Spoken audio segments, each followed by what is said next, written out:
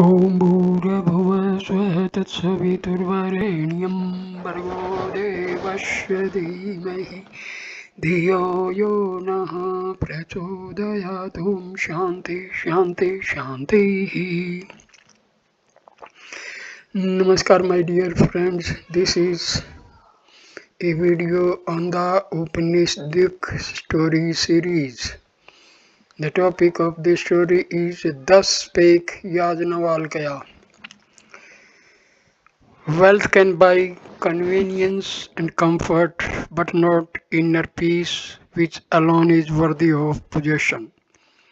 There is a poise of consciousness where one realizes that one alone exists without any second or any other.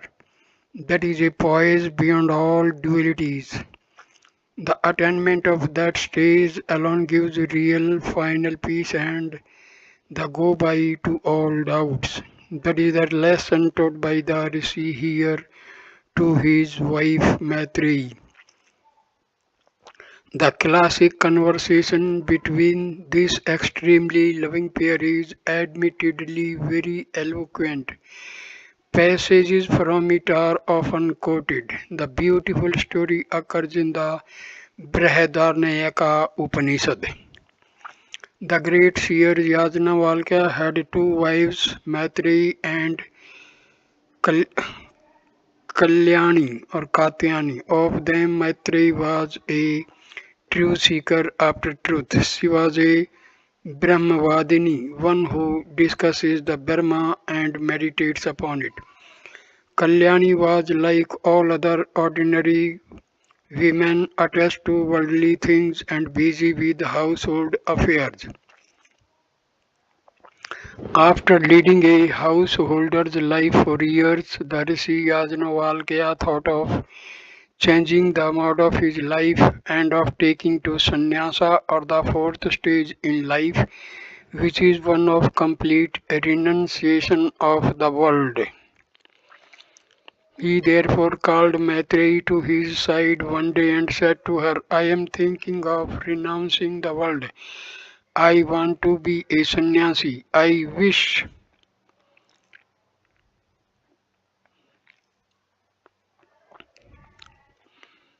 much as I know of it. Listen to me attentively and meditate constantly upon it. He continued, Dear one, we find in this world that the husband is pleased with his wife and the wife is pleased with her husband. They please each other and love each other, not because they are in the relation of husband and wife. The husband is not loved for his own sake, nor is the wife loved for her own sake. They both, though they both love each other because they find their own selves in each other. They are satisfied with each other because each of them identifies the other with his or her own self. So it is the self that is loved and not any other thing. The children are dear to us not for their own sake, not because they are merely children, nor because they are our children, but because we find ourselves in them. Wealth and cattle and all beings around us are dear to us not because they are themselves, but because we find our own selves extended in them, or because we can find ourselves in them or through them. The gods and the worlds are dear to us not for their own sake. We do not love them by themselves, nor because they are what they are, but because we hope to realize our own self, the Atma, through them or by their help. Above all, we love the Vedas, we study them, but mind it is not for their sake. We love them because we believe that they would lead us to the knowledge of the Spirit in us. It is thus for the sake of the inner soul, the inner self of things, or the Atma, that man loves. That is the uppermost motive of our love for things. That spirit, that inner soul of things, is the one things that deserve to be seen, to be heard of, to be thought about and meditated upon. Oh dear Maitreyi, when that spirit, that great self is seen, heard, thought about, meditated upon, and known, all else is known. The knowledge of the Atma includes the knowledge of all other things.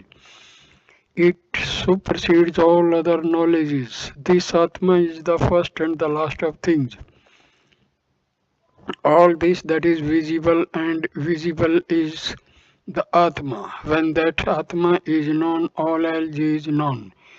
When a big drum is being beaten, we cannot catch hold of the waves of sound that vibrates from it. But certainly when we hold the drum itself, we control the sound as well.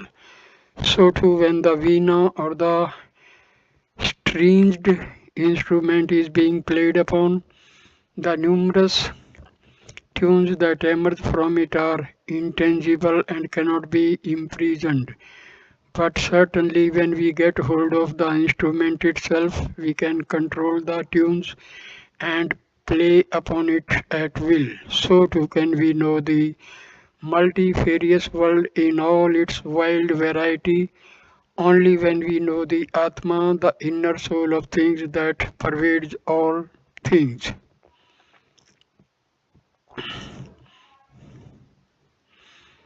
So this is all, says Yajnavalkya told his wife Maitreyi. So here ends this video. Please like, comment and share the video and subscribe the channel. Thanks a lot. Namaskar.